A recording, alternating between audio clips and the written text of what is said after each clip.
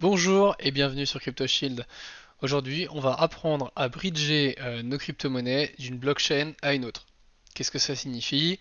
Ça correspond juste à transférer, par exemple, des USDC, dans notre exemple du jour, de la blockchain Polygon à la blockchain Avalanche. Pour ce faire, on utilise donc un bridge.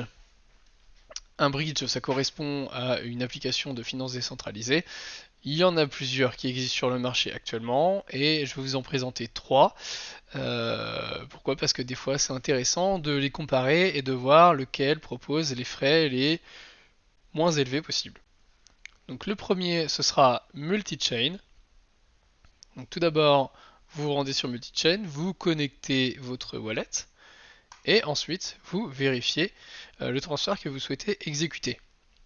Donc je choisis la blockchain Polygon comme blockchain de départ. Et comme blockchain d'arrivée, je choisis la blockchain Avalanche.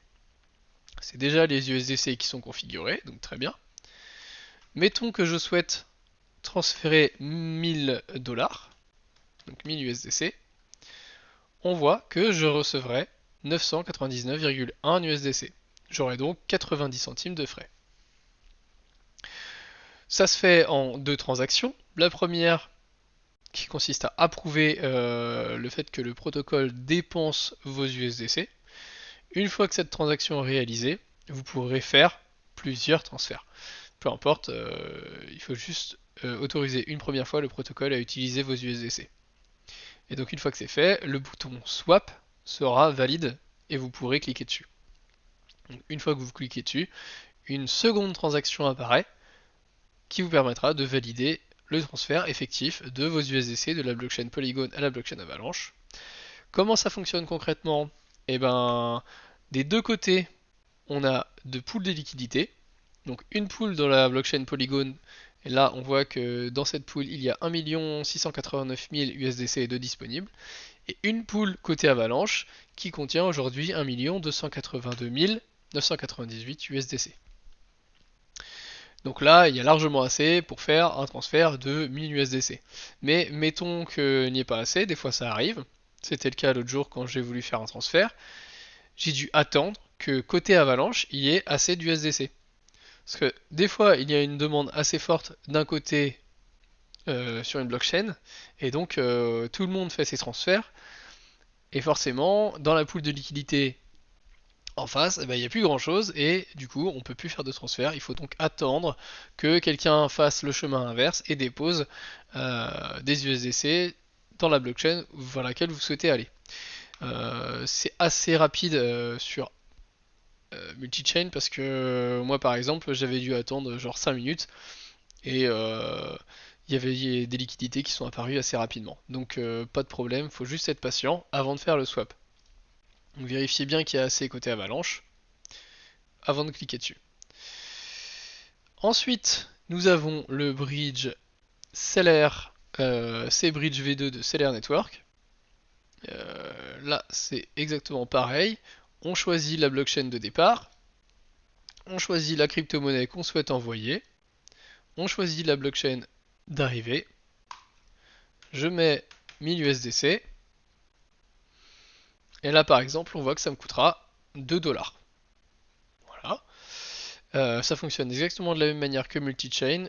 Une première transaction pour approuver le protocole à dépenser vos USDC et une seconde transaction pour faire le transfert effectif. Euh, dernier bridge XPolynet. Vous choisissez ici, une fois que vous avez bien entendu connecté votre wallet, la blockchain de départ, la crypto-monnaie souhaitée, ensuite vers la blockchain d'arrivée, et là, mettons que je mette 1000 USDC,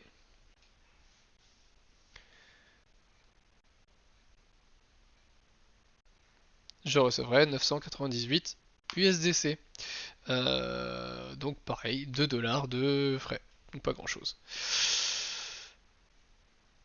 Je retourne sur multi-chain, c'était lui le plus intéressant à utiliser, donc c'est ce protocole que je vais utiliser pour faire mon transfert. Une fois que c'est terminé, donc une fois que vous aurez fait les deux transactions, d'approuver et de swapper, vous aurez une petite box qui va vous donner les informations du transfert en cours, qui vous dira que la transaction sur la blockchain Polygon a été réalisée et donc validée. Et vous aurez la transaction côté Avalanche qui sera disponible une fois que les fonds seront sur votre ledger, enfin sur votre wallet MetaMask. Ça peut prendre, allez, 5 à 10 minutes, ça dépend. Moi c'était assez rapide, hein, mais en général voilà, c'est moins de 10 minutes. À partir du moment où il y a des fonds dans la pool de liquidité, ça va très vite. Donc, ok, vous avez fait votre transfert. Donc, nous ne sommes plus sur la blockchain Polygon. Si vous n'avez pas configuré la blockchain Avalanche sur MetaMask, on va voir tout de suite comment ça fonctionne. Donc, rendez-vous sur Chainlist. Vous tapez Avalanche. Vous choisissez Avalanche Mainnet et Add to MetaMask. Switch Network. Et hop, tout de suite, je me retrouve sur la Avalanche Seedchain. Et vous allez pouvoir retrouver vos USDC. Pour retourner sur Polygon, c'est pas compliqué, hein, vous cliquez en haut et vous choisissez Polygon Mainnet. Voilà, c'est comme ça qu'on switch d'une blockchain à l'autre. Et si MetaMask ne connaît pas la blockchain, vous allez sur Chainlist et vous l'ajoutez manuellement. Si vous n'avez pas les USDC qui apparaissent ici,